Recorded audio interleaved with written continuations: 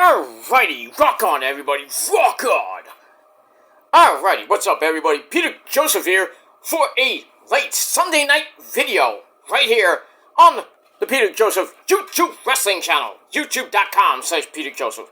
Thank you all for watching. Make sure you like the video and subscribe right now to this very channel and my other channels down there. You know where it is, in hell, otherwise known as the description marks below.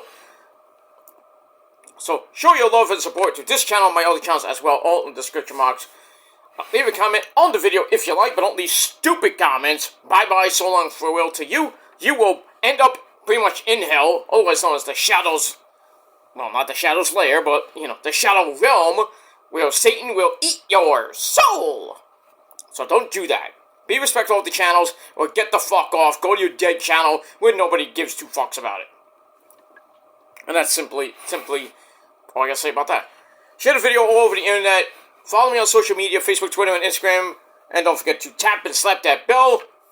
Turn on all notifications so you don't miss the next one. Because if you miss anything, you need to get slapped in the face, motherfucker. Because you're SOL. And you pretty much know what that means by now. And if you don't know, look it up. That too. Alright, and if you're brand new here for the very first time, welcome to the party, pal! We hope you enjoy the ride. Sit back, relax. Grab yourself a cold one.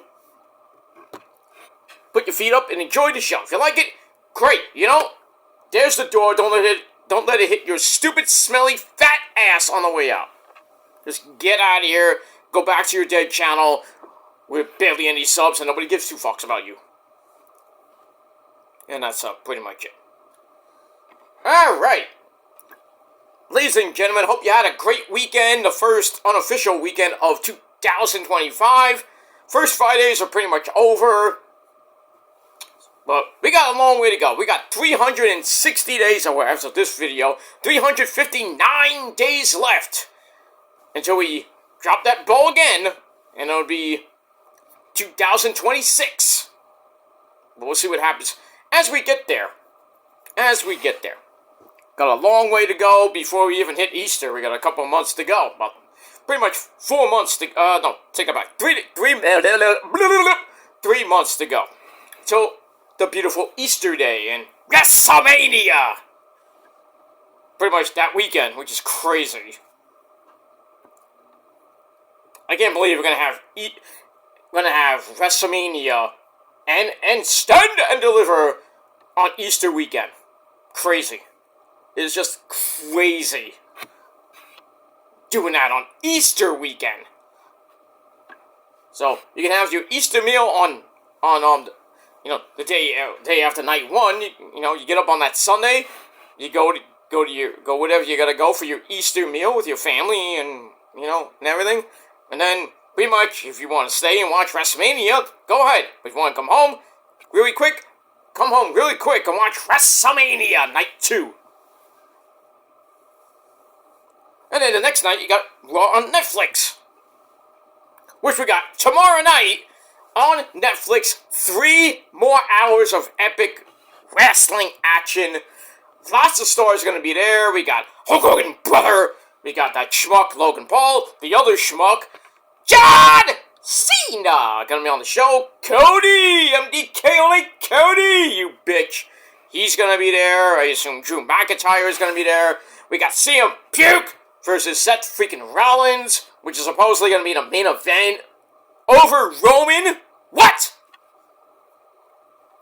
Anyway, but speaking of our tribal chief, put your ones in the air and acknowledge him, our tribal chief, Roman Reigns, the only tribal chief, the original tribal chief, getting his Ula father back tomorrow night against Solo Mibuki in tribal combat. A lot of people saying that Drew McIntyre might cost Roman. Right. I'll believe it when I see it. People say The Rock. Maybe. But I really think that Roman's going to get his Ula father back. Because there is no way in hell he's losing to Solo again. Or getting pinned by Solo again. No way.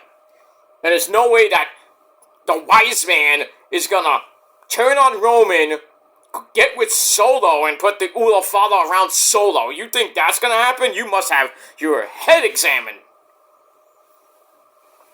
And we got that. We got Mommy Rhea Ripley, hopefully getting that Raw Women's title back from Liv Morgan. The feud needs to fucking end. And Mommy needs the belt back. So I think that we're going to get a new champion. It was supposedly going to be last woman standing, but now they're kind of like back and forth changing it, so I don't know. I don't know what's going to happen there, but lots of stuff happening tomorrow on Netflix. Hunter's coming out. We're going to have a new set, hopefully a new theme. Well, I doubt the theme, but then again, who knows? Hunter's going to come out and kind of grace us with his presence. We are in a new era! The Netflix era! Look at my nose, my proboscis, Stephanie. Hi, Steph. We got the Heartbreak Kid, Shawn Michaels. He fucked a goat, but he didn't need Chinetti. Chinetti tried to jump out the window to escape. Are you blind? Pretty much. But we got HBK in the house tomorrow. Lots of stars tomorrow. And, the Netflix era will begin tomorrow. But we'll talk about that tomorrow, probably. But we'll see. Lots of stuff going on right now. I'm sorry I'm a little bit late with some of my videos. I'm gonna be doing I'm gonna be doing SmackDown right after this before I go to bed because I want to get them out of the way because I got work tomorrow and I got other things to do. But I'll do Collision probably sometime early afternoon. And then I will, probably, after I go to my doctor appointment, because, I gotta go to the doctor, gotta, get checked out and everything, because I gotta, make sure I'm healthy. But, in any case, blah, blah, blah, blah, blah. I'll be doing, Collision early after work, and then I will do TNA Ring of Honor to get you set up for the Netflix era at 8 o'clock on Netflix. Should be pretty damn good. AEW, their debut on Max. Not so good, Al. Not so good, Al. Well, they were on TBS, and they got a little over 532,000. But I don't even know what the Max number is, but 532 on TBS. Not good at all. Not good. But we'll see what happens. I don't know what SmackDown did, like I said. I don't even know what Collision did yet. But I think NXT got a big, huge number this past Tuesday. 700-something thousand, I think they did, for the New Year's Eve special. And then Raw did a 1.5, almost 1.6 for the last ratings they'll ever get on USA for Raw. But I think tomorrow is going to be like over 100 million people watching Raw on Netflix. But, we'll see what happens with that. Alright, but anyway, hope you had a great weekend, everybody. Let's start the first week of 2025 off like it should be. Let's let's get through this week, and hopefully, it'll be like a Peter Gilmore cut-alike. Hold on, let me get your frame. Bang! But I hope you have a great week. Some people digging out after this big, huge snowstorm that hit pretty much south of New York. Philly got hit with a little bit of snow. DC got a lot of snow. Virginia, a lot of snow. Kentucky, and places west got a lot of snow. Pittsburgh, places like that, you're digging out. Here in New York, we're getting 1 inch of snow tomorrow. Barely anything tomorrow. So even if we get anything tomorrow, it'll be just, it'll be, icy, for most of the day, freeze up at night, and then Tuesday, some of it will start melting. By the end of the week, I think all of it will melt. And then we're supposedly getting another one for Saturday and Sunday, but I'm looking pretty much every day I've been looking, and one said we're getting a lot. Then the next day, we're getting 3 to 6 inches. Today, we're getting 1 to 3 inches. Then I heard 0. Now, I'll look again. I'm looking on my phone right now, so let me pull up the weather app. I know I'm talking about the weather and not talking about wrestling. I don't give a shit. It's my channel. I can talk about whatever the fuck I want. So yeah, tomorrow we're getting less than an inch of snow, so basically according to an inch, which is gaba. That's pretty much between 9 and about 3-4 o'clock. So it's not bad. So not gonna hurt me going to my doctor appointment, but it is what it is. It's gonna be like cold as fuck tomorrow.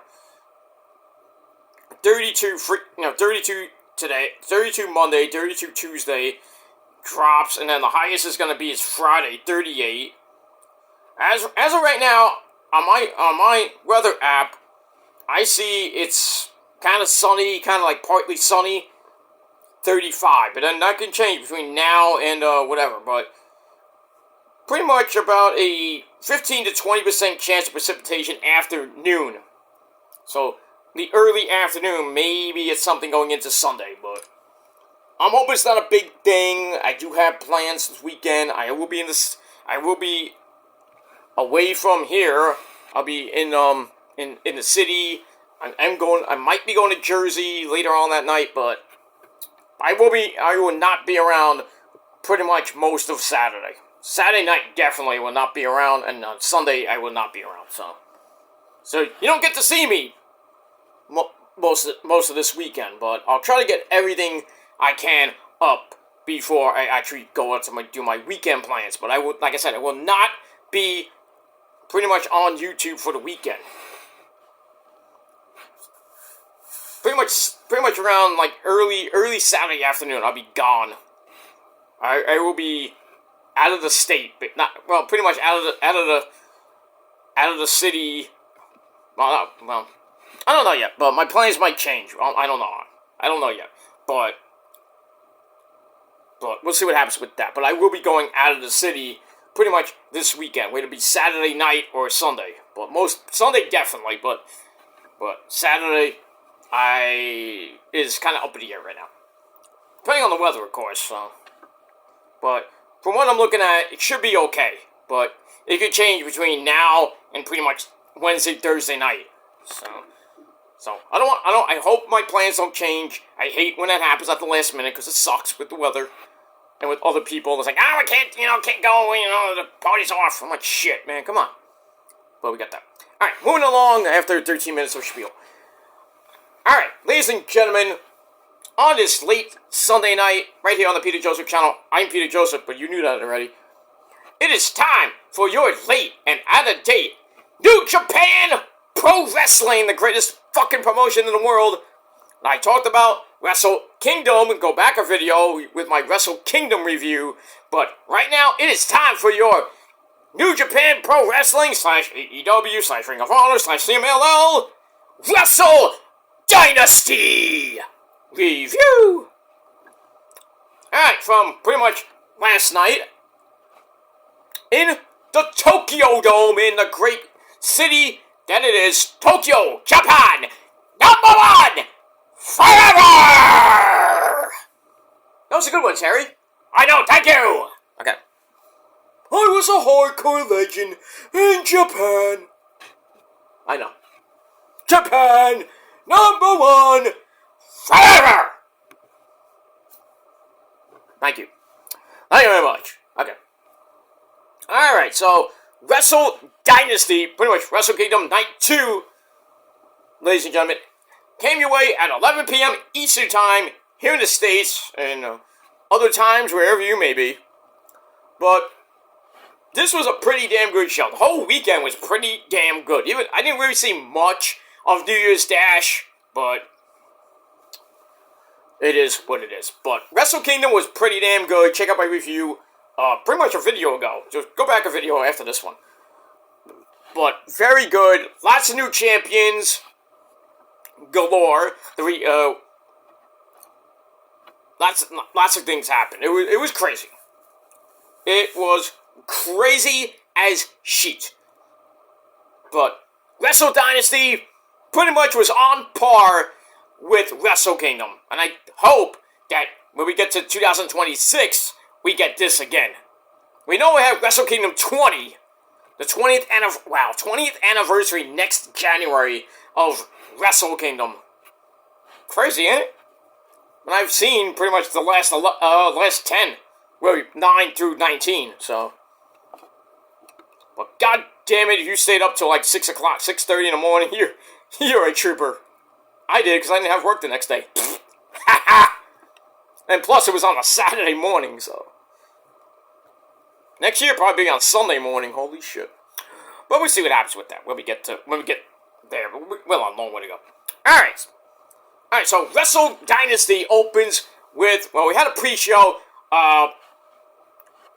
We had the Women's International Cup between AEW's Resident Fun Girl, Willow Nightingale, bang! Willow Nightingale from the AEW side, bracket facing off against the Ring of Honor Forever Women's Champion, that's Athena from Ring of Honor, of course, Persephone from CMLL, Cutie Patootie, and Stardom's own, one hot piece of ace, not like Mina and Asuka and Kairi, but she can, do a number on me in the bedroom, and that's Momo Watanabe. Holy shit. Pretty damn good match. One of Athena's friends named Thekla, came out, tried to help Athena, but oops, she turned her back on her after Athena hit the O-face, I believe, on Willow, and then goes to the cover, 1, 2, Thekla pulls the referee out, and Athena's like, what the fuck you doing, bitch? You know, she's yelling and screaming like a banshee. And then next thing you know, Momo comes behind, boom, knocks her out with a bat in the face. Ow. I don't know where that bat came from, but holy shit. She swung for the fences like Juan Soto of the Mets. Ha! But I digress. So, Momo Watanabe gets the win, and she can pretty much get a women's world title shot against anybody she wants. I think it's for her own promotion, so the Stardom World belt. I forgot how the rules were, but I think it's for her own belt, or her title, her promotion title of her choosing. So we could see Momo versus Athena. Maybe see Momo versus a certain girl named Mercedes.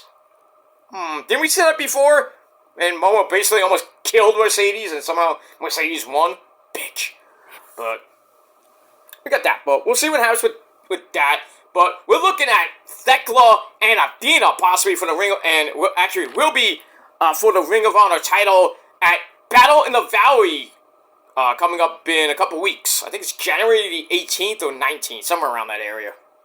But the Ring of Honor title will be on the line. So, we'll see if the forever run of Athena finally ends. I don't think it will, but I think we're going 2 years plus. We're pretty much on the second year, and we're going towards year number 3. But she has to get through like around 1,000 days. So, I don't know if she's going to get there. I really think we're going to get Billy Starks winning the belt during Supercard of Honor, I think 18 or 19 weekend. And it's pretty much that Friday where a lot of stuff's happening. Like a SmackDown, 3-hour holy shit, 3-hour SmackDown.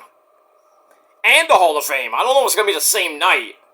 Because it's in Vegas, so you would think it's going to be 9 o'clock Pacific time, pretty much 11 o'clock Eastern time, or 11:30, somewhere around there, because, they got to get the ring set up, they got to get the people, the wrestlers set up with their significant other ones, the crowd's going to be like, oh, I'm tired, 3 hours plus another hour or two with the Hall of Fame.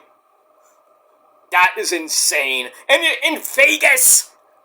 So after you get out of the arena, you can go on a strip, go to a casino, go to a bar, get fucking plastered, and then, well, we all know what happens in Vegas. Stays in Vegas. God damn, I wish I was going. I don't have that kind of money. I wish I was going to at least something in Vegas. Probably be GCW.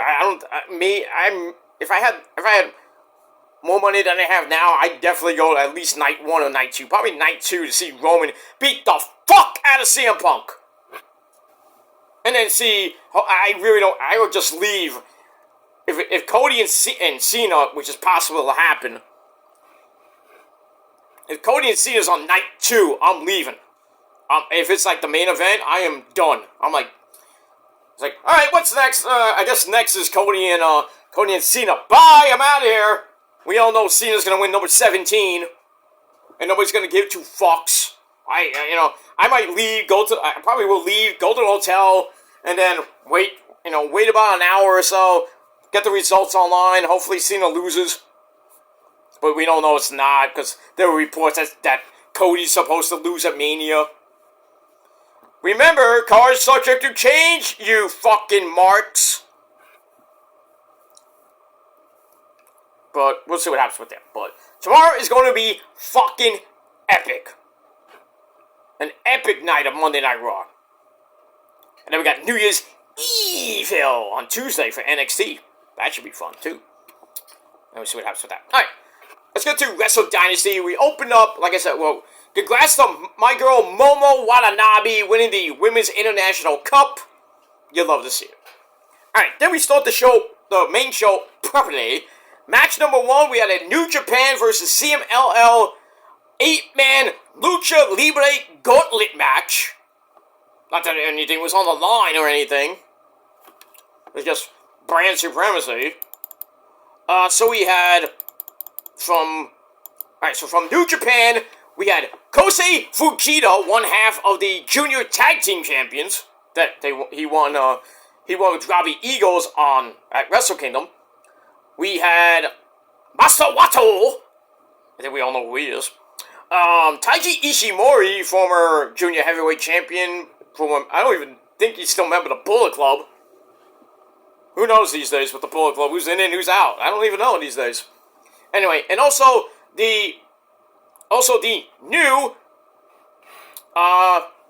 the new Junior Heavyweight Champion. Well, by forfeit, which sucked, because Doki hurt his elbow. It was a gruesome injury, so El Desperado won the belt via forfeit, which wasn't great, but he's still the champ, coming back from his battle with cancer. He's back in New Japan. Won the Junior Championship, not the greatest way, but still. I hope Dookie gets better, and then whenever their rematch happens, I think it'll be a pretty damn good match. I don't think El Desperado will give the belt right back to Dookie, or Doki. I'll say Doki, because I'll get letters. But, you called him Dookie! His name is Doki. Well, I say it however I say it. Dookie Doki, okay? Okie Dokie Dookie. Or Okie Dookie Doki, or whatever. But anyway, we get that. Alright, so from CMLL, we had Hichesaro, Sobrano Jr., the great Mascara Dorada, and Titan. Or Titan. Titan? No, not Titan. Titan. Alright, lots of flippy dippity news in this match. But, we move on. In the end, Taiji Ishimori gets the win for New Japan.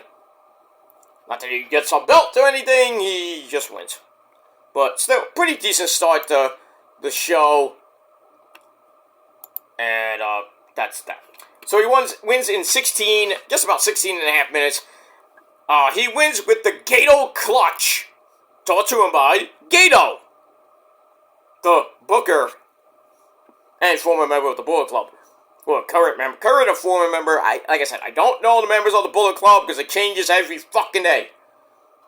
But I digress. But Taiji Ishimori gets the win. 2.5 out of 5 stars. That's it. And then after the match, everybody chases Ishimori through the crowd.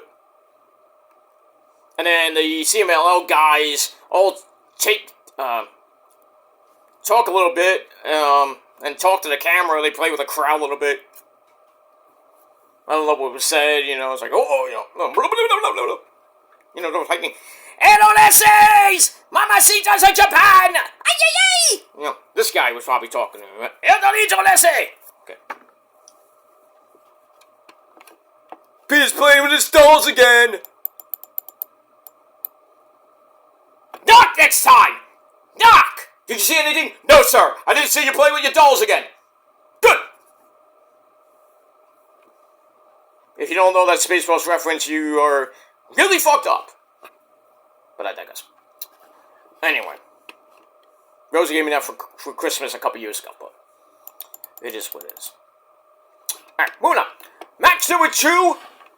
Oh, I wish this did not end in a draw.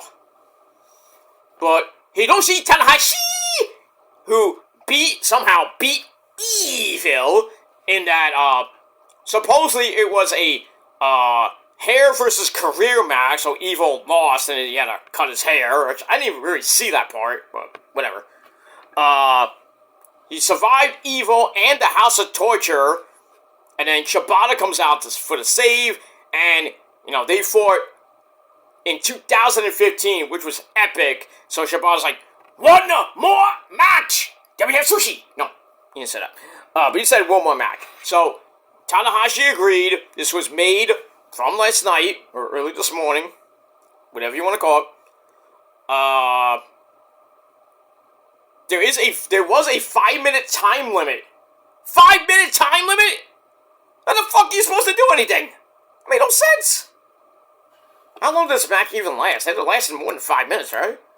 Actually, 5-minute time limit. Are you serious, New Japan? For this match? That is some bullshit. But still, 5 minutes and they barely did anything worthy of anything. I mean, they jockey for position. Shibata wins a chop fest, even though his chest at the end of the match looked like chopped liver. Chopping the bejesus out of each other. Tanahashi landed a headbutt. Shibata pretty much didn't like that. Starts with some more chops in the corner to make Tanahashi's chest look like chopped liver. Tanahashi comes back. I mean, they had basically a 5-minute freaking chop fest. Somebody call, Inoki. Holy shit. If he was alive today, the great man that he is. Antonio Inoki would have, would have laughed at these guys. You want to be see chop? I chop you now! You're slapping the fucking titties off them. Damn. But anyway, so Tanahashi tries a full Nelson, but they were so winded after chopping the fucking shit out of each other that the match ended in a draw. I hope we get a longer one. Whether it be at New Year's Dash, whether it be at Power Struggle, Dontaku, I don't care. I want to see another one of this. I want to see him do it again. Because this is pretty much the final run of Tanahashi. They did announce a lot of dates in the States, mainly not here in New York, which fucking sucks. But we're gonna get one. We got Forbidden Door. That's in London in August. We got Windy City Showdown, I think it's called, in April. That's I think before or after Mania. I think it's before. Then we got Battle in the Valley. So we're gonna see Tanahashi for pretty much now until pretty much maybe August. I think he's gonna finish the year out, and then that'll be it. Probably by December he'll be done for good and retire. Just sit back and watch New Japan. I mean, kind of is sort of the president. It's not Mr. Obadi's son anymore, but it's Tanahashi's son. So moving on. But these guys beat the shit out of each other. And I gave this 3.5 out of 5 stars. For what it's worth, 5 minutes though. And then after the match, they shake hands, hug. We may or may not see this again. I want to with a no time limit. I want them to do it again, no time limit. Fuck this 5-minute time limit. That really pissed me off. But for what it's worth, they chopped the fuck out of each other. But still, 5 minutes. I guess after Tanahashi got his butt handed to him last night, at Wrestle Kingdom, because his leg was all fucked up, and, maybe he didn't have enough oomph to go maybe 10 more minutes, 10, 15, 20 minutes. I don't know. Well, we got that. Alright, then we go to match number 3. This one was good. We had the ladies. We had two hot pieces of ace in that wing. In that wing. What am I, German? I'm Ben German. Get it? Shelton Ben German. But I digress. Anyway, so we had a winner takes all match for the New Japan Strong women's title. No AEW TBS title on the line. We're so surprised that. But anyway, Mercedes Moné, the CEO. She defends her New Japan Women's Strong Women's Championship against my fourth amazing hot Asian wife, Mina Shirakawa, and she defends both Red Pro Women's titles. Basically, the unified Red Pro Women's titles. So, this was actually pretty damn good. Now, coming off that horrible, but not so horrible, 5-minute match with Shibata and Tanahashi, these ladies went to war. Early on, Mina does her, little slide and dancey, shaking them titties. Then we get a avalanche dragon screw leg whip from Mina. Ow! And then Mina locks in the figure 4 leg lock around the post. I wonder who taught her that. Gail Kim. Probably, Gail Kim still has it, I mean, she looks good, man. She can go for another 10 years if she really wanted to. She's like 30, 40 years old, I think. Married to Robert Irvin. Sorry, or Irvine, sorry. No, Robert Irvin, the chef. Robert Irvin! Let's get to work.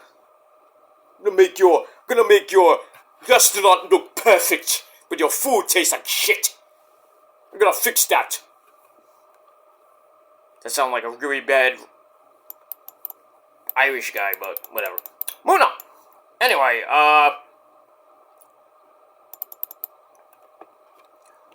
Mercedes hits a couple of meteors. Mina rolls through, so slamming Mercedes' knee into the camera. Ouch! Wait in your living room! Then grabs the figure 4 again. Mercedes rolls into the ropes to escape. Springboard from Mina gets a near fall. They went a long time. How long did this match go? I think like 20 minutes? At least? No, well, it felt like 20, but 14 minutes they went. But they, killed each other. They trade roll-ups. And then Mercedes goes for the Three Amigos, say, like Eddie Guerrero. And actually hit them. Not 7 like, at World's End when she somehow retained over Chris Statlander. It's 7 suplexes, or Three Amigos times 2 plus 1. Eddie loved that. Right, Eddie? Oh, it was great, Essay! Great! She hit 3 more. Oh, what can I say? What can I say? She looked up to me, and she did it like I would do it if I was alive today. I would hug her, and... Well, you can't now because you're dead. Ah, fuck. But she's a great mamacita like China. I know. I'm not a gringo. I didn't say you were a gringo. You know who's a gringo? Cody. I hate that guy. I know. Why you sound like Mike Awesome? I don't know. You're doing the impression. Okay. What you say? Nothing, Mike. Oh, by the way, Mike, I saw some, weird video on Twitter. What, did my pants come off again? No. Not that. They were showing, the worst match WCW in 2000. I think it was you, Crowbar, and Bam Bam Bigelow, and some other guy, I think it was, in some weird match. And they said it was, a really corny, really garbage match. And, Bam Bam missed his cue because you were going to dive onto him, and then he kind of missed his cue, and then you try to dive off the top rope, and not the top rope. You dive over the rope, and Bam Bam just, threw a freaking garbage can at you, and you just plopped to the floor. Yeah, that Bam Bam Bigelow, he missed his cue, and, he hit me in the head, and I almost lost consciousness and shit, but, Yeah, and then Crowbar almost fucked up, too. You win some, you lose some, and I still looked awesome. I know. You did. And by the way, Mr. Mr. Joseph, don't let anybody tell you that your impressions suck, because they're great. I know, thank you. And you don't talk to yourself, and you don't disrespect the dead. I know. These fucking idiots think I talk like a maniac. That I'm off my medication and shit, Mike. Well, fuck them. Yeah, exactly. Fuck you. Let's see you try it. If Mike also was alive today, he'd come to your house and fuck you up. But you're still watching, aren't you? Stalking bastards. Because that's all you can do. Is just watch my channel and then go, look at him. Make your corny live streams about, critiquing my shit. Lame as fuck. Lame as fuck community posts with garbage fucking music. Who gives a fuck about Ren? Who the fuck is Ren? Who gives a fuck? Oh, 46 million fucking views on this video. Nobody gives two fucks. Nobody gives two fucks. You like them? Great. I like real music. Real music. How he butchered War Pigs, by the way. Don't want to get there. Get that. But I digress. But to each their own. If you like his kind of music, go ahead. But I like real fucking music. From bands that actually sound good. Like In This Moment. I mean, who got influenced by, oh, that's right, Ozzy. Who got, who influenced so many bands. Where did Sabbath get their sound from? Zeppelin, but Zeppelin was not the forefathers of metal. Sabbath is. If you think Zeppelin is the forefathers of metal, I will smack, I think everybody and their mother will smack you. Zeppelin was like the bridge, pretty much the bridge to what Sabbath sound is, and when every other band came up the woodwork, Sabbath, Maiden, Slayer, Metallica, Motorhead, I mean, the list goes on. And then they influenced bands like In This Moment, Motionless in White, Killswitch Engage, the list goes on there. And who knows, like the next 20 years, we're getting more bands coming out, like I Prevail, Escape the Fate, Sixth Sense, and I mean, the list goes on and on and on and on. But where did all that come from? All that influence we see today for the bands that are coming out today, like Conquer Divide and everything, where did they get their influence from? Bands like In This Moment, from bands like Sabbath and Metallica. You can't tell me In This Moment has no influence. They don't influence anybody. Bullshit! In This Moment has influenced pretty much every band that's come pretty much after them. Their sound, the same thing. Maria is a goddess. Why do you think there's so many new female-fronted bands coming out? Conquer Divide, anyone. New Year's Day. Well, New Year's Day was around the same time as... Well, it came a little bit a few years after In This Moment formed. Because they started that thing in 2012, I think? I gotta look that up. But... And then Kitty came way before In This Moment. Kitty got pretty much influenced by the Runaways. The first female metal band. Then you got Doro and, all these women, female-fronted rockers came out. Like, Joan Jett broke away from the Runaways. Lita Ford. The women can rock, man. They can fucking rock. They can rock and roll, too. Ginger. Another female-fronted band. I'm not saying Linkin Park, because it's not female-fronted. Because Emily took over for, sadly, the late, great Chester Bennington, and they sound great. I know it's different live, but, their album was pretty damn good from Zero, so it's great. But, I mean, look at, Within Temptation, female-fronted band. Who else? It's on the tip of my tongue, Arch Enemy, when they had, before Alyssa took over for Angela Glasgow. Angela was like Maria Blink, like the before Maria, you know what I mean? It was crazy. And now Alyssa, with a new album coming out called Blood Dynasty. Whew. And you say women cannot rock. you know, with Maria, like, I get the things like, oh, Maria is like Lady Gaga on metal. Well, duh. Looks great, too. I'd like to see Lady Gaga and In This Moment do a duet. Like, oh, Maria, just do a duet. I mean, Lady Gaga, hey, she did a song at the Grammys with, who? Metallica. So I was like, oh, Lady Gaga doesn't know anything about metal. Oh, yeah, she sang a song. Well, she didn't sing the song. She was on an album, per se. She was on stage with Metallica. You know, the Grammys fucked their mic up, like they always do at the Grammys. They just hate Metallica. I don't know why. That's why Metallica never wants to do the Grammys. I don't blame them. The Grammys are shit. But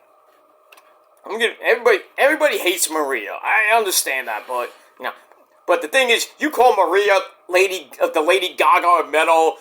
Pretty much, kind of true. Some people call Maria the Manson of metal. Even though they have different styles, but it is what it is. People call Maria a slut. I mean, we've heard that before. Why do you think they wrote the song Whore? By the way, number one single, by the way. So, you can say all the shit you want, Maria will just write a song about it and make it number one. But like I said, I mean, you can hate all these women, female-fronted bands, call them sluts, whores, and things, but they're gonna come out and say, well, I'm better than you, and you know it. I might be a slut, but I can rock! So, say all the shit you want about the bands I like. Nobody cares about the half the bands you like.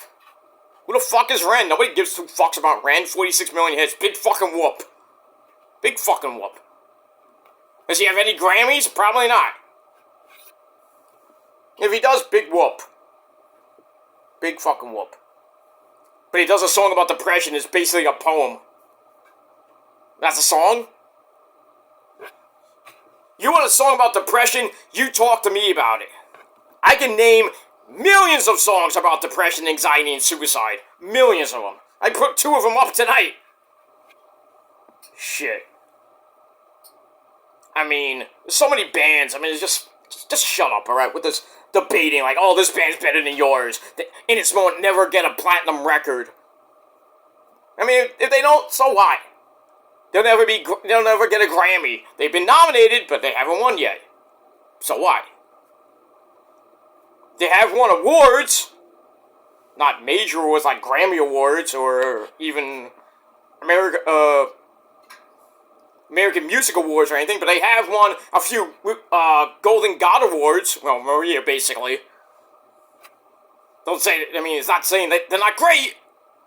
They have a gold album for Blood, which is pretty, I bet you nothing in about 2, 3, maybe 2 years from now, it'll go platinum.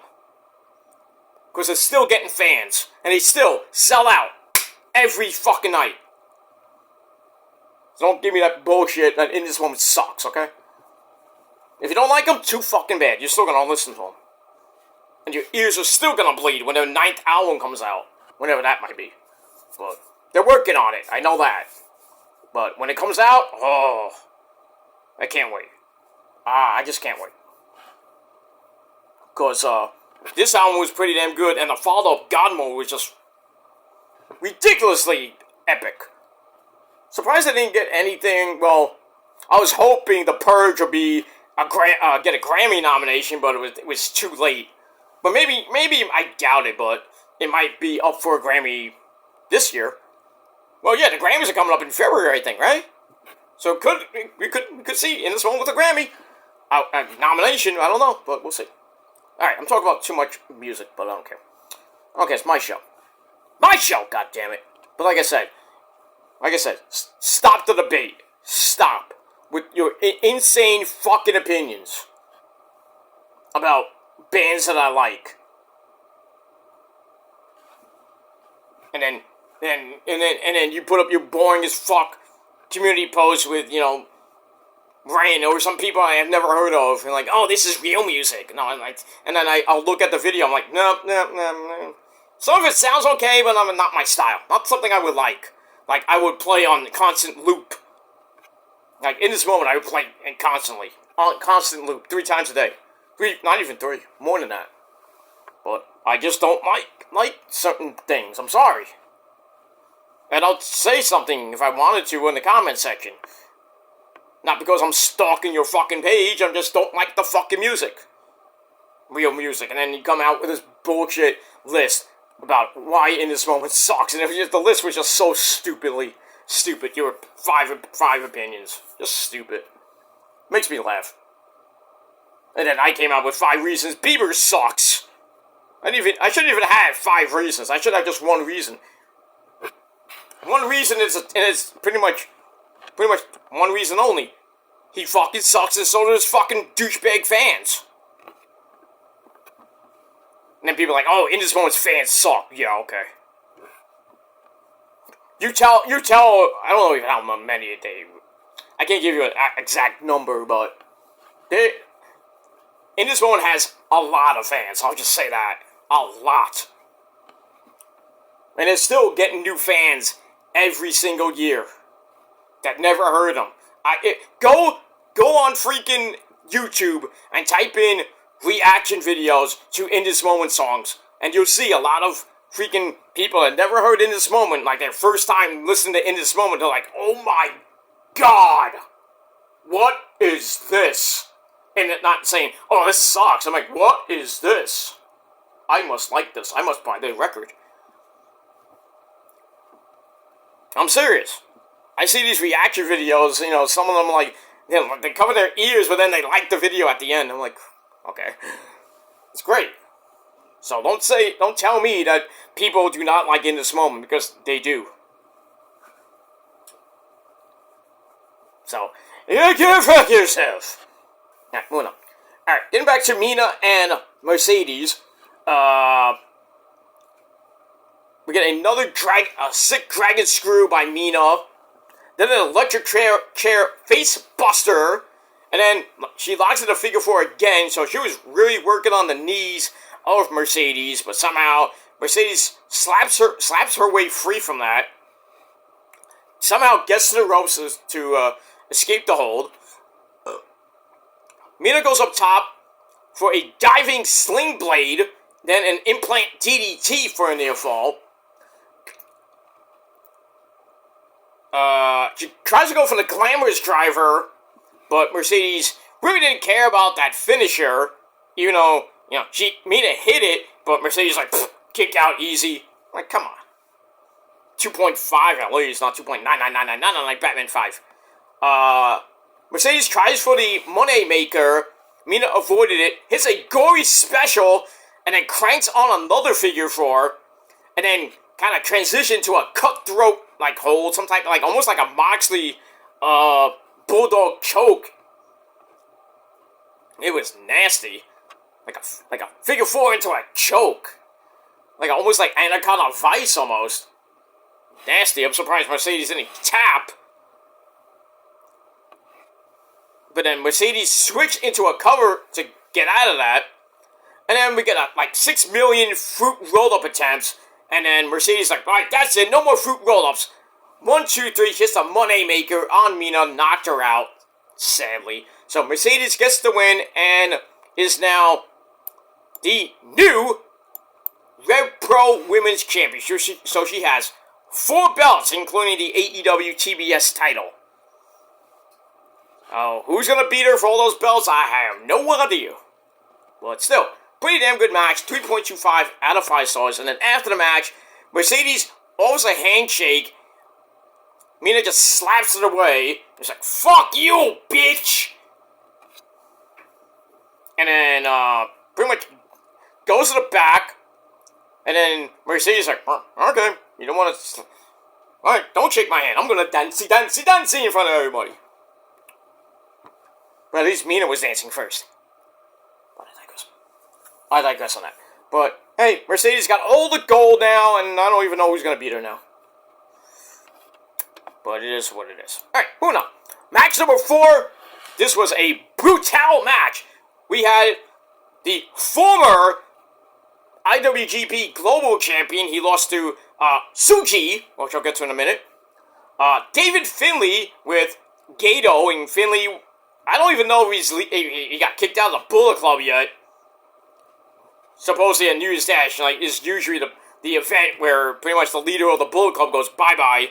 AJ, Kenny, I think not Hangman, sorry, Jay White, all got kicked out on New Year's Dash from the Bullet Club. So David Finlay, I assumed tonight, or, yeah, it's tonight, because New Year's Dash is on the 6th. It's the 6th now, so we're at the 7th in Japan. We're about to hit the 7th. So, but David Finlay's contract with New Japan is pretty much up, so he definitely got kicked out of the Bullet Club. But I digress. So he takes on from AEW, member of the House of Black, Brody King. Who? So, this was a brutal match. Back and forth they went. We got the cactus clothesline. Everybody's tumbling to the floor. Even Mick Foley like that. Right, Mick? What you're doing is very nice. Yeah, I heard you dressed up as Dude Love from was it OVW or some promotion? You dressed up as Dude Love? Yeah, Dude Love! Oh yeah! Smoke! I don't even know how to do Dude Love impression, I'm sorry. Yeah, Mick Foley dressed up as Dude Love, I think in OVW or some promotion. It's like weird. Dude Love! I can't even do his... But, anyway, we get that. Blah, blah, blah. Move on. So, back and forth match they went. Almost 13-minute match. But we get to the end. Brody wants a Gonzo Bomb. Not the Muppet Gonzo, but Gonzo Bomb. But Philly slips free, hits a spear for a near fall. Then a Northern Lariat for another near fall. He looks for overkill. But Brody picks him up, crushes him with a Death Valley driver in the corner. Ow. Then hits a Cannonball Senton in the corner. The same corner, I think. Then he puts Philly on the top rope, starts chopping away at him.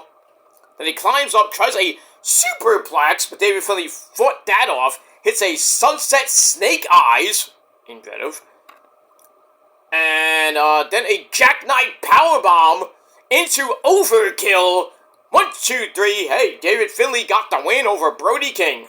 That did not sit well with me because I picked Brody to win. What are you going to do? So, David Finlay, pretty much in his next to last matches in New Japan, gets the win in under 13 minutes. Match was pretty decent. 3.25 out of 5 stars. And blah, blah, blah, blah, that's it. Alright, I lost my notes. Okay, we got it. Got it back. We got it back. Moving on. Alright. Okay, we move on. Alright. Then we go to match number 5. We go to Shota Umino, who had a, well, not so great time facing Mr. Zack Sabre Jr. for the IWGP World title. He won the G1 and got his butt kicked, pretty much, by Mr. Zack Sabre Jr., who retained the IWGP World title. So from that, Shota Umino, Moxley's boy, by the way, faces one of Moxley's boys, Claudio Castagnoli, the Swiss Superman, who jumped Shota, I think right before the belt, right before he even got in the ring, right on that long as fuck entrance ramp. All the way to the ring they went. Bell finally rings. They go at it. Claudio's beating the fuck out of him. They go outside. We almost got a count out of the ring because it's 20 in Japan. They get in the ring. Shota got in the ring at 16. And then they kept going back and forth. Shota came back, landed some elbows, blah blah blah. And then later in the match, Claudio wants to neutralize her. Shota blocked, so Claudio hits his Tiger Uppercut. Lands a knee to the chest. Shota lands a boot to face. Claudio fires up with more Tiger Uppercuts. And then pretty much knocked Shota out, and he slumps down in the corner. Claudio climbs the ropes, holding Shota on his shoulders. Damn. But Shota is able to fight that off. And lands some hammer and anvil-like elbows, like you would see Danielson do. Rocks Claudio, then hits an avalanche tornado DDT. Then he hits Beyblade, not Keyblade, Beyblade, or well, I guess you can say Beyblade. Gets a near fall to that. And And then Shota tries for the Death Rider. Who told him that? I wonder. Oh, Mox did. Claudio avoids that, hits Swiss Death. Then a Ricola Bomb. Release Ricola Bomb this time. Very near fall. Then he trades some counters. And Shota hits a Snap. Death Rider. Great sequence in the end. And he beats Claudio in 14 and a half minutes. So Moxley ain't going to be happy with that. And I would dare to say that Moxley goes to Japan or maybe fights Shota Umino at Battle in the Valley. We'll see. But 14 and a half minute match. Pretty decent. 3.25 out of 5 stars. And that's it. But pretty good. Pretty good. Pretty good. Alright, after the match, Claudio fakes, well, they're about to have a code of honor, but Claudio's like, no, you're getting you nothing. Insulting Shota with the Spaceballs! Oh, snap, I forgot he did that. So, he faked him out and goes, Hail, Scroob! That was funny. He goes, Hail, Scroob! Somebody been watching Spaceballs. Like Claudio. I gotta mention that to him next time I talk to him on Twitter, or if he ever does Twitch again. My name is Claudio. Welcome to my cafe. I'm gonna bring that back. Bring back Claudio's cafe. God damn it. Sweets. He loves those video games, though. Adam Cole will tell you about that. Chokes. But we'll see what happens with that. Alright, match number 6. We had, for the Never Openweight and AEW Intercontinental title, both the champion who holds both those belts. That's Kensuke Takeshita, who beat Shingo to become the new Never Openweight champ. He said he has signed with New Japan, so he's gonna be there a lot. That's good for Japan. I'll tell you that right now. He signed with DDT. He signed with AEW. Now he's signed with New Japan. Guy's gotta get around. He's gonna have a lot of freaking flyer miles.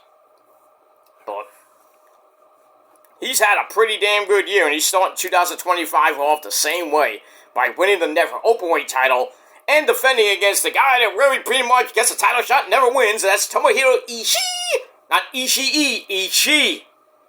This was a pretty good match.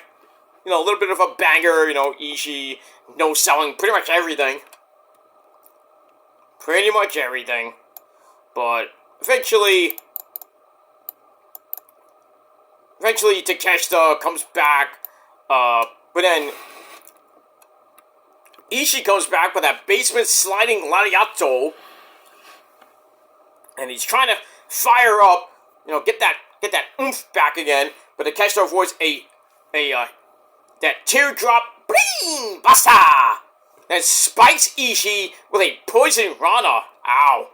Cut him off. Takeshita then misses a clothesline, dives an enziguri, hits a power drive, or almost like a V-trigger knee.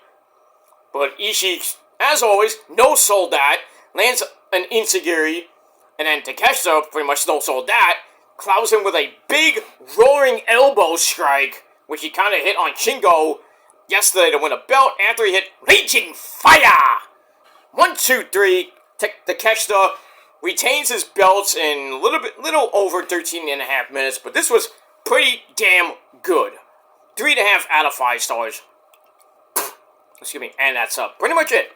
But good match from Takeshita, and we'll see what happens with him in 2025 as we continue on. That's that. Alright, match number 7. We had a triple threat tornado. It was supposed to be a 4-way, but I guess they changed it to a 3-way. Or triple threat match. Tornado tag team rules for the vacant IWGP heavyweight tag team titles, because United Empire was supposed to be the Great Okan and Hinare, but Hinare got injured, so they had to drop the belts. Because they were supposed to fight the Bucks, and then Hinare got hurt, and then Great Okan said, well, I got a mystery partner. So it was supposed to be supposed to be him and a mystery partner against the Bucks, Matt and Nick Jackson. But then, I don't know, somehow, someway, last night we had, at Wrestle Kingdom we had the grudge match between Tetsuya Naito against Hiromu Takahashi. They went to war. Naito won. Teacher versus student. Teacher won, obviously. And then, after that match, they hugged. It seemed that they're back together. So, Hiromu got all pissy at Naito, turned on him a couple months ago, and then Naito's like, "Oh, you want to fight me? I kicked your ass!" And he basically kicked his ass. And now they're back together. How's that work? Go figure that one out. But anyway, so now it's a triple threat match because Hiromu and Naito join in. So we got United Empire, the Great Okan, and his mystery partner, Jeff fucking Cobb, who came this close to regaining the IWGP TV title, which, who won that? Vegeta, I think, won. Not Vegeta. Who won that fucking title? Forgot who won that title. But, in any case, blah, blah, blah. So they team up, because they're United Empire. Bang! They face the Young Bucks. Matthew and Nicholas Jackson taking on Hiromu Takahashi. Same fucking, he came out in this, weird-looking outfit. Like some character from Japan. I don't even know what it was, but he looked weird in it. But anyway. And then Naito comes out, his usual garb. Blah, blah, blah. So they're fighting for the vacant IWGP heavyweight tag team titles. This was pretty damn good. A Bucks match, you gotta love it. Lots of flippy-dippity-doos. We got a lot of super kicks in this match. One point, Jeff Cobb, came in with a little bit of a hot tag, runs over the Great Okan and Naito. Then Nicholas Jackson hits him with a jumping X Factor, goes up top, and then he and Matt with a nice little moonsault splash combo on Jeff Cobb, but he kicks out at 2. And then they go for the super kick. Jeff Cobb avoided that, lands one of his own. That's something you don't see every day from Jeff Cobb. Naito drops him with a reverse DDT and a low drop kick. And then they continue on. Naito with a spike DDT on Matt. Then hits a time bomb. That I never thought he would do. Time bomb.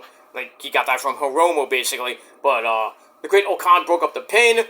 And he goes on a little bit of a run with a bell-to-belly throw on everybody. And then Jeff Cobb comes in and starts beating everybody up with German suplexes.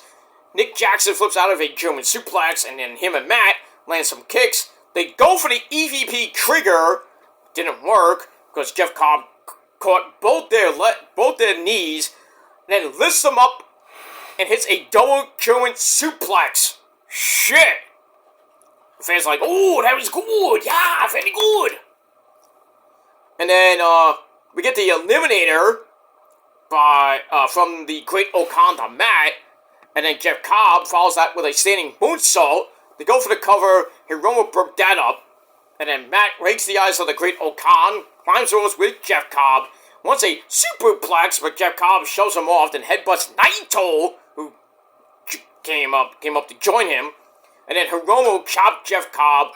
Matt tries to make an alliance with him to deal with Jeff Cobb. So Hiromu's like, "Oh, okay." They both climb up with him for a double superplex, and somehow it connected. That was nice. And then Matt says, "Alright, alliance over, super kick" to Hiromu, because Matt's a jerk. I think Jeff Cobb, with an assisted Shiranui, I hope I'm saying that right, Shiranui from Nick, but Naito breaks that up, and then Naito kind of misdirect Matt into a kick from Nick. Oops. Tries for Destino, and then Matt kind of stalls him. He's like, "Hey, no, you ain't doing it now." Threatens a Meltzer driver. Well, the Bucks threaten a Meltzer driver. That gets broken up. And then, Naito hit Destino, but the camera was like, where the hell's the cameraman? Hits Destino on Matt. The Great Okan broke up the pin. And then Hiromu and Naito team up with some kicks to the Great Okan. Jeff Cobb saved him. And then Hiromu super kicks him. Naito with a diving version of the Destino. That was impressive. Impressive. And then Nick Jackson shows up with his brother Matt. They hit the EVP trigger on Naito to go for the pin. Great Okan broke that up. And then the Great Okan takes a double super kick, but he kind of no-sold that. He's like, come on! And then Buck's like, okay. Another double super kick. Then they hit the TK driver. Not the Meltzer driver anymore, the TK driver. Go for the cover. 1, 2, 3. We have new IWGP Heavyweight Tag Team Champions for the second time, the Young Bucks. They're back as champions in Japan. You gotta love it. Pretty much under 14-minute match. But match was great. And I gave it 3.5 out of 5 stars. So the Bucks are back in Japan as champs. How long? Don't know if they're going back and forth. I don't know. But they did say they might bring the belts back to the States. And there was a tease that they may be coming back this Wednesday night with Kenny. Kenny's going to be back on Wednesday night. That's going to be epic. So, we'll see what happens with Kenny. Well, we'll talk about Kenny in a minute. But match number 8 for the IWGP Global Heavyweight title. The new champ, Yota Tsuji, and his great-looking hair, takes on a guy with even better hair. That's Jungle Man. Well, not Jungle Man. The scapegoat, Jack Perry. Real class. So this was a pretty good match. Back and forth match they went. I wonder how that little altercation went with the Bucks and Jack Perry. You know, after Jack Perry basically got tortured by Danny Garcia, after then he lost the belt to Danny Garcia, the TNT title. I wonder how that went with the Bucks. Like, oh, you lost the belt. At least one guy of the Elite still has a belt, and that's Okada with the Continental Breakfast of Champions title. But now pretty much the Elite got at least more gold, and that's the IWGP Tag Team belts. So we'll see if Jack Perry can get the global title and bring gold back, more gold to the Elite. So we got that. But sadly he did not, because it was a pretty good match. Back and forth they went. Tsuji hit a modified Spanish fly, interesting, for a near fall. He's all fired up. Goes for a spear, gets countered with a big knee strike from Jack Perry, and both men are down. And the crowd's like, ooh, very good, very nice. Then they trade elbows. Jack Perry switches to chops, but that didn't really work, because Tsuji comes back and chopped Jack Perry pretty much harder, almost to death. Damn. Then they go to elbows, and, well, Jack Perry ain't gonna win that exchange. Tsuji wins that, and then Jack Perry hits the ropes, hits a jumping DDT for a near fall. Tsuji lands a super kick, but Jack Perry responds with some strikes, then a low blow right behind the referee's back. Then a wrist clutch angle slam, interesting, for a near fall. Then he hits that knee strike, but he's near the ropes, and so broke up the pin, and then Yota Tsuji comes back, lands a Gene Blaster, which is a spear, nice name for a fucking spear. 1, 2, 3, he gets the win and retain the belt in a little over 13 minutes. Match was alright, 3 out of 5 stars. Yota Tsuji, in his first defense of the belt, retains over Jack Perry. That's it. Alright, then we go to the co-main events. Match number 9. We have Gabriel Kidd, former New Japan Strong World Champ. I don't even know who owns that belt now anyway. But anyway, Gabriel Kidd comes out. And then he's taking on Kenny Omega. Bang! And his entrance, holy shit, was great. he comes out with like a Final Fantasy 14/16 because it was made by the composer who did the soundtrack for 14 and 16. So he comes out with his gold freaking jacket. Looks like it has the Omega sign on it. Looked great. The theme was epic. Like he was coming out like a final boss. Not like a final boss. Like a regular final boss. Like Sephiroth before he like went 3 levels up. Ultimate Sephiroth, if you think about it. Well, we're gonna see that soon. If you played Final Fantasy VII, the remake. Sorry, spoiler. And then the one coming next year, I think it's next year, which is supposedly titled Reunion.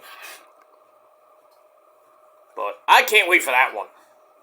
I can't wait. I played Remake, I played Rebirth, and I played Integrate, the sequel with you basically play as Yuffie or Yuffie, which is the prelude to Rebirth. And basically, Rebirth is just like the ending of Disc 1. So, from what I heard, but pretty much Reunion is gonna be the finale, which is basically all of Disc 2 and pretty much all of Disc 3. So, we will see a little bit of new stuff, I heard, and then the final boss, I would assume, is Ultimate Sephiroth. And how that fight's gonna be in like HD and all the new graphics. Holy shit!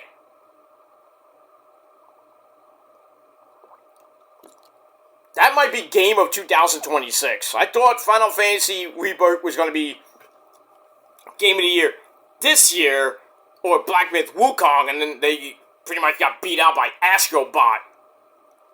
Roll games. I mean, the game is great. Astrobot is a great game for all you kiddies out there. That's a kiddie game, basically, and it's just looked awesome. That's also me! I know, Mara, what are you talking about? I play video games, so that's also at me. I didn't know you played video games up there. Yeah, we got an Xbox and, all that shit. Okay. You played Black Myth Wukong yet? That's pretty damn awesome. No, not yet, but I'm pretty sure it's not as awesome as me. Okay, well, go play it. Oh, say goodbye. Bye! Okay. Forgot to let him say goodbye to you guys. But I got it, guys. Alright, so Kenny and Gabriel Kidd, amazing match. Amazing match. Beat the crap out of each other. Then, there's a suplex spot over the ropes to the floor. Both men are down. And didn't look good because that spot was like, eesh! Hey! And, that was that. Then, Kenny puts Gabriel Kidd through a table. No, Omega hoists Kidd up, launches him over the barricade through the table he set up earlier in the match. And the referee's like, I think it was Bryce. I think it was Bryce Rensburg. He's like, and then all the young boys, and Bryce comes out. He's like, "Oh, get help! Get help!" I thought he put up the X for a second. I thought Gabriel Kidd was actually legit dead or hurt severely. But McKenny's like, "Fuck that! I'm gonna kick his ass even more." And then we see Gabe Kidd busted wide open. I guess he bladed while he was down that entire time. So Kenny hits him in the face to open up that wound even more. And then, he springboards over the barricade to hit another move on Gabe Kidd, but, as Gabe Kidd was getting helped up by the officials, and we see Kenny just go, whee! Missed! Ow! He missed and wiped out all the officials who were pretty much behind him. And then Kenny's pointing to his right hip. Oh. I was hoping Kenny didn't break his hip or, get severely hurt. So he's coming off that diverticulitis surgery and all that other stuff that knocked him out for about a year and a half. But in any case, And then Kenny was busted wide open. So we had a lot of blood motherfuckers, which you rarely see in Japan. Rarely in New Japan. So we get that. They just went to war after this, beating the shit out of each other. And referees just let them go. I thought it was Bryce or maybe Red. I think it was maybe Red Shoes who was the ref. But in any case, let me get my notes set up. But they kept going at it. But eventually, in the end, Kenny God Omega gets the win with the one-winged angel on Gabriel Kidd. He picks up the win in his first actual match back in Japan. And first overall match in God knows how long, like a year or so. But in any case, but before he hit the one-winged angel, Kenny hits a knee strike, hits another V-trigger, then a powerbomb, then another V-trigger, goes for the cover. Gabe Kidd thinks he's great, kicks out at 1. And then everyone's like, ooh! And then Gabe Kidd, gets up, blood just pouring down his face. He's like, fuck you, Kenny! Kenny's like, oh, okay, fuck me? Well, fuck you! And then Kenny with a power drive knee, another sick V-trigger, then picks up pretty much a dead, almost unconscious Gabe Kidd. One-winged angel, 1, 2, 3, almost 32 minutes this match was. But Kenny gets the win. 4.5 out of 5 stars. Just a wild, bloody brawl. It was great. Almost a 5 out of 5, but I had to scale down just a tad. Just a turd. And then that's pretty much it. So we'll see what happens with Kenny. He's going back to the States. He's going to grace us with his presence in Clarksville, Tennessee. Yep. For Dynamite. Don't know who he's going to face, but we did see that stare down with Okada. So I wouldn't be surprised if, he goes after Okada. We get at Revolution, Okada versus Kenny one more time. But this time for the Continental Breakfast of Champions title. So we'll see what happens with that. Then after the match, they go to Tanahashi, who is, I think, doing commentary or just sitting there. And he's basically crying as he's standing up and clapping for them. Standing ovation for both these guys. And Tanahashi, he loves Kenny. Not like that, but This was a war. 4.5 out of 5 stars. And that's it. Then we go to the main event of Wrestle Dynasty. Match number 10 for the IWGP Heavyweight title. We have the champ, Zack Sabre Jr. takes on the man from AEW who has those golden scissors and really fucked up swerve. And that's Rick O'Sheet. And no, the Japanese crowd did not throw toilet paper at him because they're classy people. You gotta love Japan. I love Japan. I'd like to live there someday if I had the money. I wouldn't even have to work. Oh, maybe per se I have to because I work at Applebee's. I just live at Applebee's. Fuck that. Or TGI Fridays. Speaking of that, the Bucks reunited with Fat Massa from the BTE days. That was hilarious. I saw that on their Twitter page. That was hilarious. Man, I miss BTE. I think we all do miss BTE. So, I would think, ladies and gentlemen, go on Matt and Nick Jackson, go on the Bucks Twitter page, or if they have an Instagram. Just go on there and fucking tweet or DM them to death and tell them to bring back BTE. There is no BTO anymore. Bringing the Dark Order pretty much got cancelled. I'm surprised. I'm not even surprised. I'm like, thank God. Nothing bad to say about, the Dark Order. Evil Uno is not really evil. My good friend Johnny Hungy, John Silver, and Alex Reynolds, and the other, and that crazy idiot, Brandon Cutler. I really can't say anything bad about Brandon Cutler, even though he put me on BTE. I forgot what number that was. It was 280, I think it was. I gotta look up the number. But I was on BTE for like a millisecond. It was the greatest millisecond of my life. Because none of you been on BTE. Pretty much anything. I had Roman pass by me on SmackDown. What was that, 5 years ago? 5 million hits. Big deal. Big deal. Big deal. Being on BTE trumps that shit. Even though it's Roman, but, But I was on BTE, you were not. So, fuck you. And I was also in a music video. Oh yeah, 2 million plus hits. That you still can't debate me on, so fuck you. Moving along. Alright, so let's get to Zack Sabre Jr. and Ricochet. Epic match. I was like, there is no way that Zack Sabre Jr. and Ricochet can top what Kenny and Gabriel Kidd did. But they came pretty damn close. Ricochet with a Sasuke special, 450 splash, blah blah blah. Zack Sabre Jr. with the, joint manipulation of Doom. Just crazy shit. But how long did they go for? They went a long time.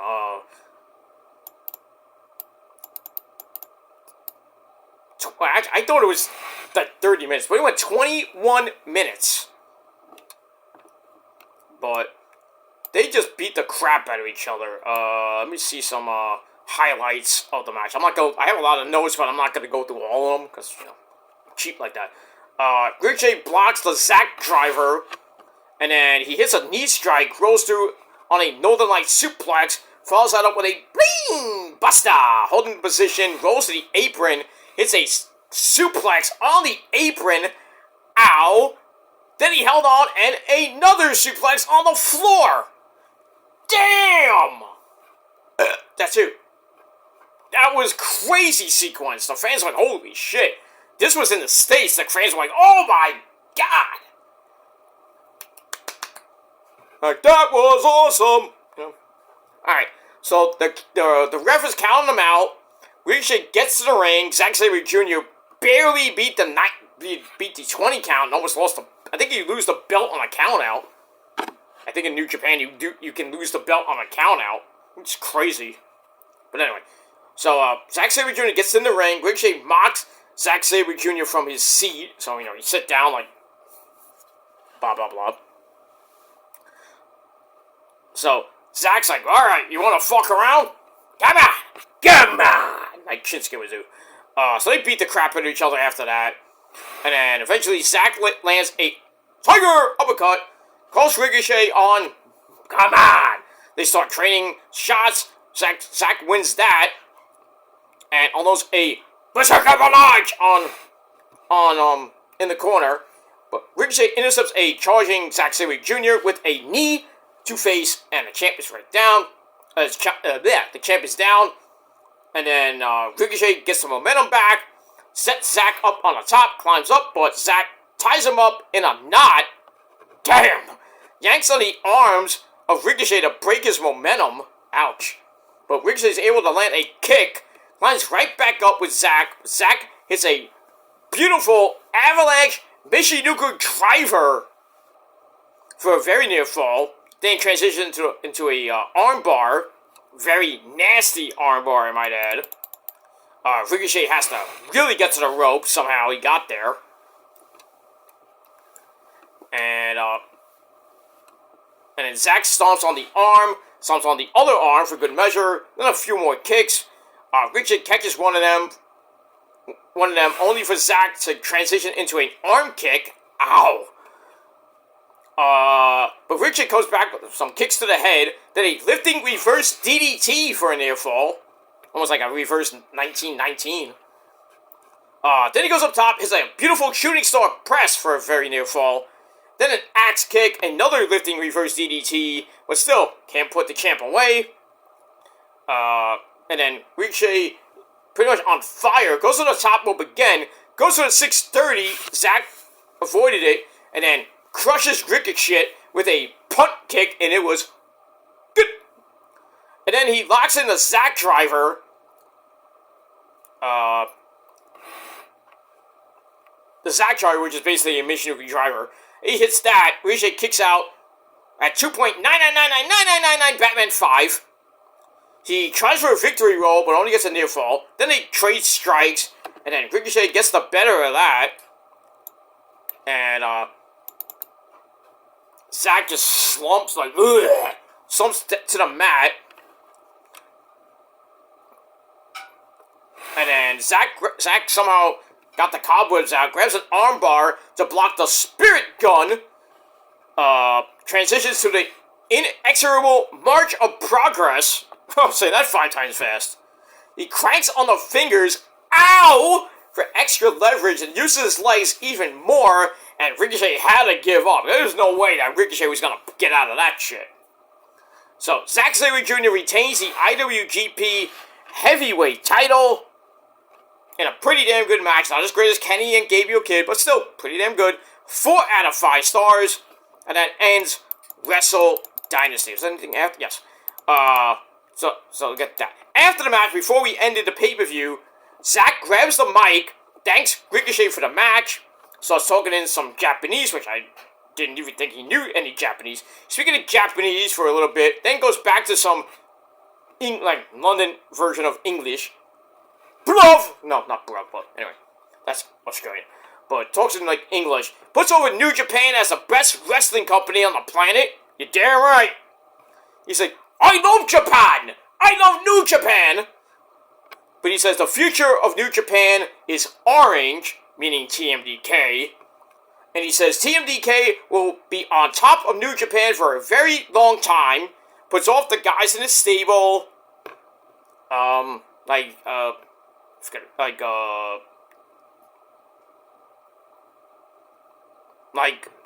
TJ Perkins, he's in that. I think not the Ichiban Sweet Boys. Catch 2.2, basically. Well, 2-2. That's the name of the stable. And that's his Francesco Akira. That's 2-2. And then I have a couple other members. I forget who they are, but anyway. So he puts over everybody in the stable. Then he puts over TMDK even more. Then poses with them on the stage. Pyro goes off. And we end Wrestle Dynasty. And that's it.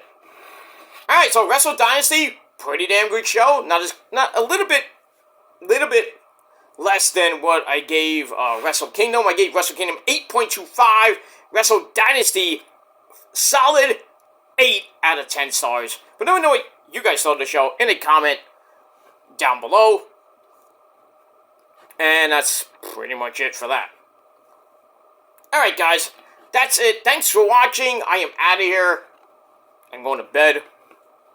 I'm going to bed. I will do SmackDown tomorrow afternoon. And then when I get back from my doctor appointment, I'll quickly do Collision. And if I have some time, I'll do TNA Ring of Honor thoughts.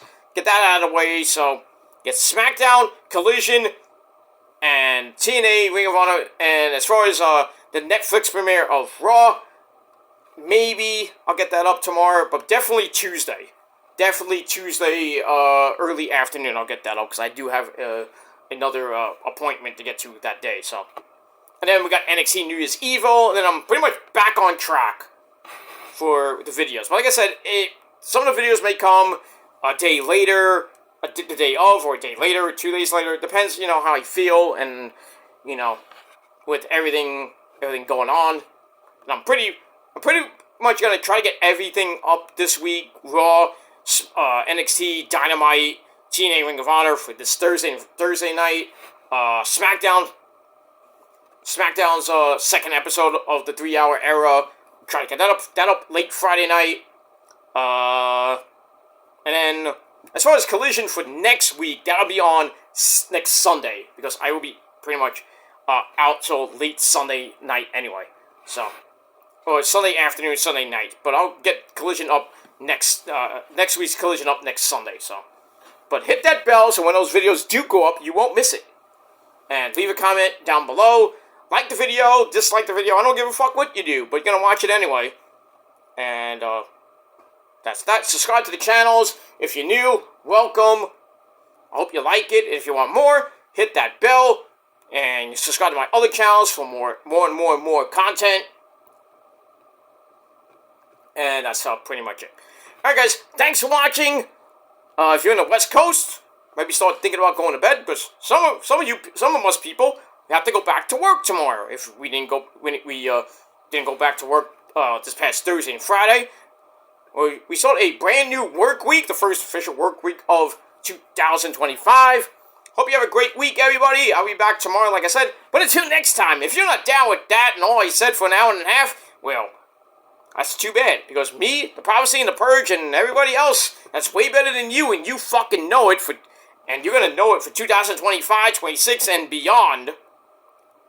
Because we're the Prophecy, we're the Purge, we're better than you, you know it. And if you're not down with us, well, we got 3 words for you. Fuck you, man. And that's it. Go to sleep, fuckers. And I'll see you guys next time. Peace.